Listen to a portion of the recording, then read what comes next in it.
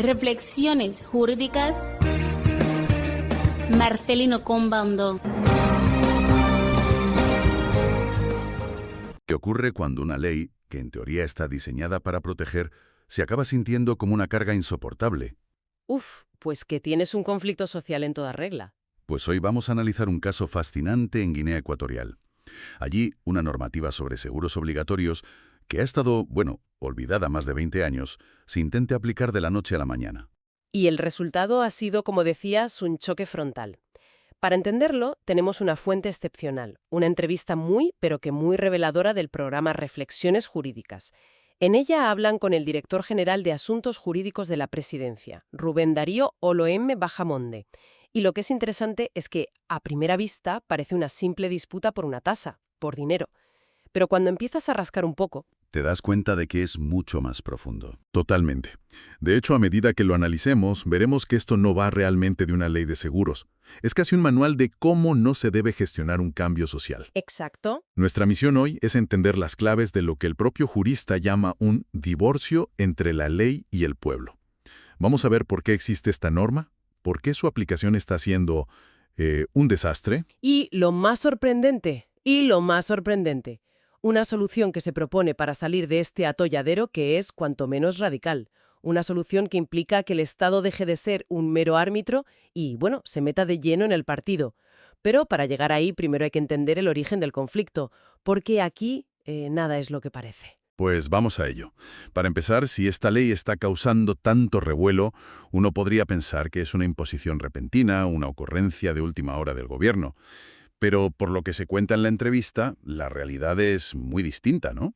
Completamente distinta. Y ahí empieza toda la ironía del asunto. No es una ley nueva, ni mucho menos una ocurrencia local. ¿Ah, no? Para nada.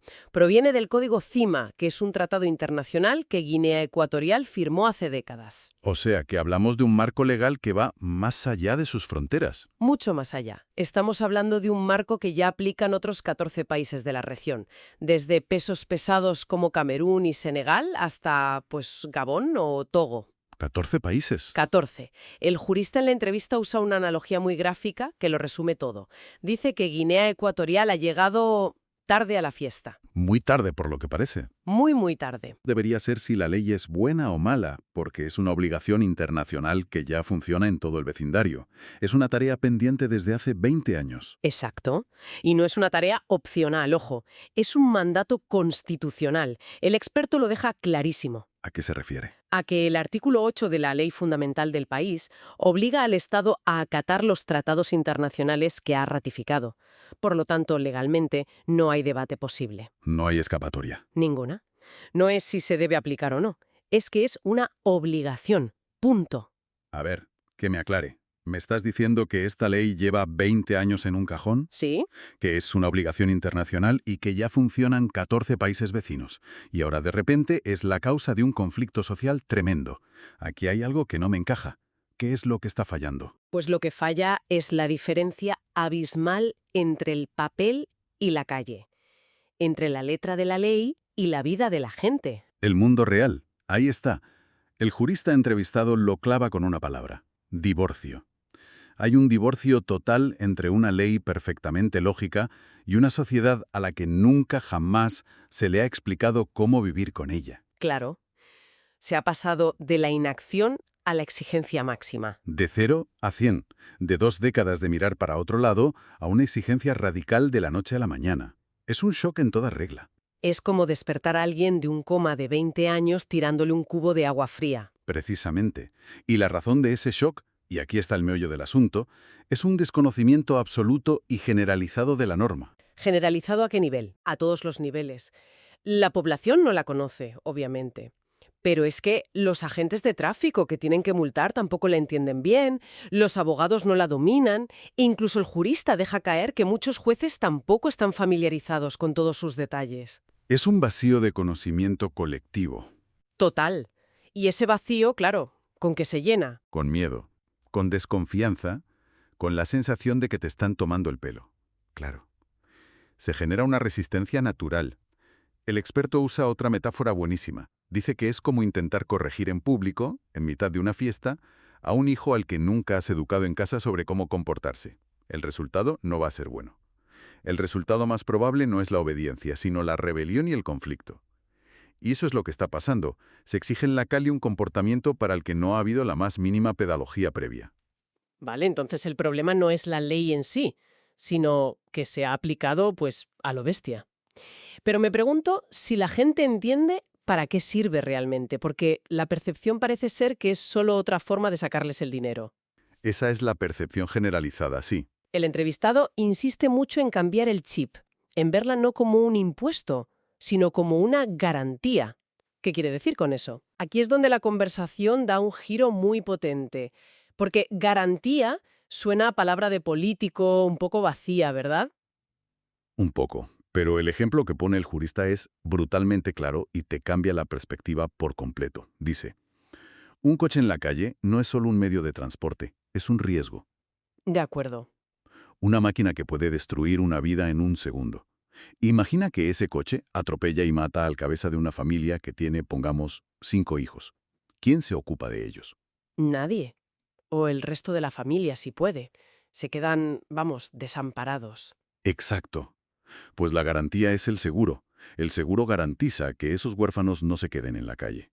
Y aquí viene el dato que lo cambia todo. A ver, El Código CIMA establece que la responsabilidad civil, la cobertura, puede llegar a cubrir el sustento de los hijos de la víctima hasta que cumplan 23 años. ¡23 años! 23. Y el jurista lanza una pregunta al aire que es demoledora. ¿Quién de los que estamos aquí puede cuidar de los niños ajenos hasta los 23 años? La respuesta es obvia. Nadie. nadie. De repente, el seguro deja de ser un impuesto molesto y se convierte en un pilar de protección social. Visto así, es indiscutible. La teoría es impecable.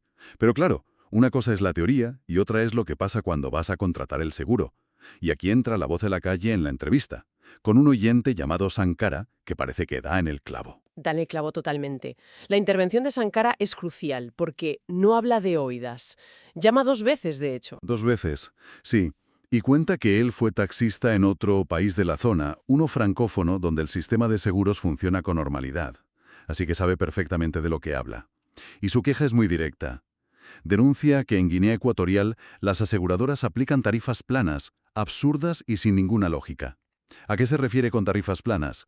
Pues a que te dicen, el seguro de un taxi cuesta 300 y pico mil francos. Y punto. Y él dice, con toda la razón del mundo, que eso es un disparate. Claro, no tiene sentido. El precio de un seguro no puede ser una tarifa fija. Tiene que calcularse en función de las características del vehículo, de su potencia, de su antigüedad. No es lo mismo asegurar un coche pequeño y viejo que un todoterreno nuevo y potente. Lo que Sankara denuncia es una falta total de justicia y de lógica en cómo se fijan los precios. Qué fuerte. O sea que un taxista llamando a la radio ha puesto sobre la mesa el mismo problema que el experto analiza desde un punto de vista técnico. Eso demuestra que el problema es más que evidente en la calle. Conecta a la perfección. Es que conecta perfectamente con el análisis del jurista sobre el papel de las aseguradoras privadas. Son empresas, no son ONG. Su objetivo es ganar dinero. Y en un entorno de desconocimiento general, donde ni los clientes, ni la policía, ni casi nadie conoce bien la ley, Ellas juegan con ventaja. con una ventaja absoluta. Fijan los precios que les da la gana porque no hay un control real, ni una clientela informada que pueda exigir otra cosa. Pero el análisis va un paso más allá. Hay un problema todavía más grave con el parque móvil del país, ¿verdad? Sí, y esta es la parte más cruda del diagnóstico. Las aseguradoras gestionan riesgos, no aceptan pérdidas seguras. Y el jurista afirma que hay una parte enorme del parque de vehículos de Guinea Ecuatorial que sencillamente ninguna aseguradora privada en su sano juicio va a querer asegurar.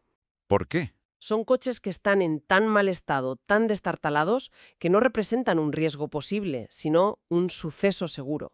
Un suceso seguro. Me gusta el término. Es que es muy gráfico. Saben, con una certeza casi del 100%, que ese vehículo va a tener un accidente tarde o temprano. Un momento. Si las aseguradoras privadas no quieren asegurar los coches viejos y el Estado obliga a tener seguro, ¿no está el gobierno creando una trampa legal para sus ciudadanos más pobres? Ahí está. Porque parece que les está forzando a elegir entre no poder trabajar o infringir la ley. Has puesto el dedo en la llaga. Es exactamente esa trampa. Se crea una encerrona social y económica para los más vulnerables. O circulan de forma ilegal arriesgándose a multas que no pueden pagar o directamente no pueden usar su vehículo, que a menudo es su única herramienta de trabajo. Es un callejón sin salida. Totalmente. Vale, recapitulemos. Tenemos una ley que es obligatoria por mandato constitucional y necesaria para la protección social, pero su implementación ha sido un desastre que ha generado un rechazo masivo. Sí. Y para rematar, el sector privado no puede o no quiere dar servicio a una parte importante de la población. Parece un problema irresoluble. Lo parecía, hasta que el jurista entrevistado pone sobre la mesa una solución que es como poco audaz, casi radical, diría yo. Venga, suéltalo. ¿Cuál es la propuesta? Que el Estado se convierta en juez y parte. ¿Cómo? Que deje de ser simplemente el árbitro que pita las faltas y que salte al campo a jugar. Propone que el gobierno se involucre de forma directa creando sus propias agencias de seguros públicas. Espera. Aseguradoras públicas. Suena bien en teoría, pero ¿no estamos abriendo la puerta a la burocracia de siempre, a la ineficiencia o, peor aún, a la corrupción?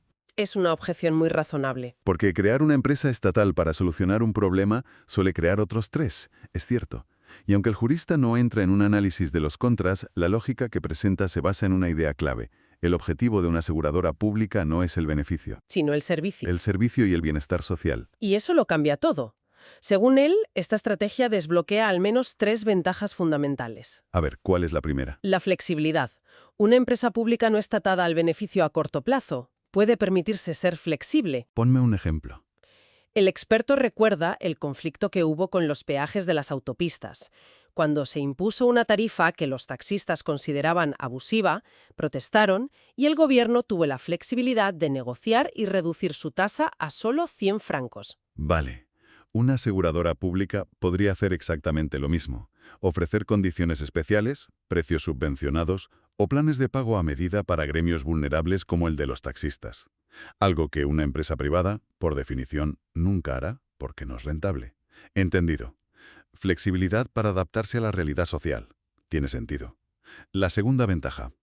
Permite una implementación por fases. Permite aplicar el famoso dicho de «vísteme despacio, que tengo prisa». Una hoja de ruta. Una hoja de ruta muy clara y lógica. Fase 1. Olvidémonos de los seguros por un momento. Empecemos por aplicar con rigor otras 2 normativas que, sorpresa, también son grandes desconocidas. ¿Cuáles? El Código de Circulación de la CEMAC, que es de 2001, y las inspecciones técnicas de vehículos, la ITV. O sea, primero poner orden en el caos, sanear el parque móvil y asegurarse de que los coches que circulan son mínimamente seguros. Exacto. Solo con esa medida ya eliminas de forma natural una gran parte de esos vehículos que son un suceso seguro. Y entonces, y solo entonces, pasas a la fase 2. Que sería, para los coches que sí superen la ITV, el Estado, a través de sus aseguradoras públicas, podría hacer algo impensable para una privada, subvencionar o incluso ofrecer el seguro gratis durante el primer año. Gratis. ¿Y eso por qué? Para hacer pedagogía, para que la gente se familiarice con el sistema sin que le cueste dinero, para que entiendan sus beneficios, vean cómo funciona un parte de accidente y le pierdan el miedo. Es una forma de educar. El jurista vuelve a usar una analogía genial. Es como cuando dejas a un niño por primera vez con una cuidadora. Al principio te quedas tú con ellos un rato y te vas retirando poco a poco hasta que el niño se siente cómodo y seguro. El Estado actuaría como ese padre protector que acompaña a la sociedad en la transición. Una transición tutelada. Es una idea potente. Y supongo que la tercera ventaja es puramente económica. Por supuesto. Es el retorno económico. Todo el dinero de las primas que pagarían miles y miles de ciudadanos iría directamente a las arcas públicas, En lugar de a bolsillos privados. en lugar de a empresas privadas, que a menudo son extranjeras. El dinero se queda en el país y se puede reinvertir en sanidad, en educación o en mejorar las propias carreteras. El círculo se cierra. En definitiva, y por ir concluyendo, el gran debate en Guinea Ecuatorial no es sobre si el seguro obligatorio es necesario o no. No, eso no se discute. La legitimidad de la ley está fuera de toda duda. El problema real es la gestión del cambio, la forma tan abrupta y torpe de implementar la norma después de 20 años de dejarla dormir. Esa es la gran lección, que en política pública el cómo es tan importante como el qué. Totalmente. el proceso de introducción de una ley es tan crucial como el contenido de la propia ley. No puedes soltar un sistema complejo y exigente sobre una población que no está preparada, que no lo entiende y que además no tiene los medios para cumplirlo. No, es la receta para el desastre. La propuesta que hemos analizado aboga justo por lo contrario, una transición gradual, acompañada y amortiguada por el Estado. Hay una metáfora final en la entrevista que creo que lo resume todo de una forma brillante. El jurista dice que la población en el fondo entiende que necesita la inyección, que la ley es por su bien. No se oponen a la medicina. Exacto. Lo que piden es que se la pongan de otra manera, quizás, dice él, en el otro brazo, porque la forma en que se está haciendo ahora mismo está causando demasiado daño, demasiado dolor. Y eso nos deja con una reflexión final que va mucho más allá de Guinea Ecuatorial, ¿eh? Nos plantea una pregunta fundamental para cualquier gobierno en cualquier parte del mundo. Adelante. Cuando tienes que aplicar una medida que es necesaria pero impopular, ¿cuál es el papel del Estado? ¿Debe actuar como un simple árbitro que impone las reglas y deja que el sector privado y los ciudadanos se las apañen como puedan? ¿O debe intervenir directamente en el mercado, asumiendo un rol mucho más activo para pilotar el cambio desde dentro y amortiguar el impacto social? Reflexiones jurídicas. Marcelino Combando.